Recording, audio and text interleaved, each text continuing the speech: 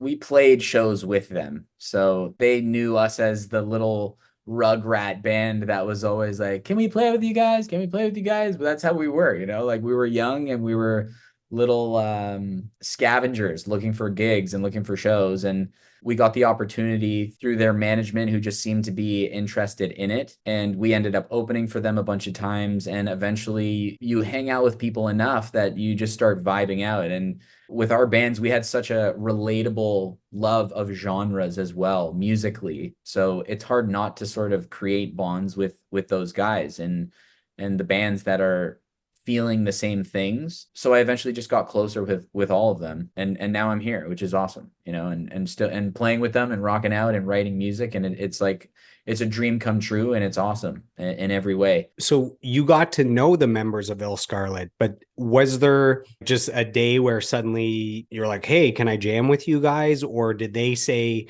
we haven't done shows in a long time, but we're thinking maybe we'd like to play shows again? Like you maybe as a just a live performer with them? Like how did it all kind of manifest into you actually becoming a member? I got a call from Suave actually. He had my number, he gave me a ring, and he obviously we'd been in contact with me as a singer of other bands doing the opening and like, ticket sales and things like that and going back and forth and then just hanging out. And he called me and I remember him saying like, I know you're a singer and I know that you're a really good like rhythm guitar player, but you think you can do lead lines? And I was like, oh, awesome. Like, here we go. I'll get my chance to go to the band practice and just rip it up and have some fun. So I just remember getting that call and I was like, oh, this is a fun opportunity. Honestly, at that time, I knew I could pull it off, but at the same time, I was like, I'm not really like that well versed as just like a shredder. I'm not a shredder of a player. It's all feel for me. And I was like, oh yeah, I can do this. Let's do this. And then I remember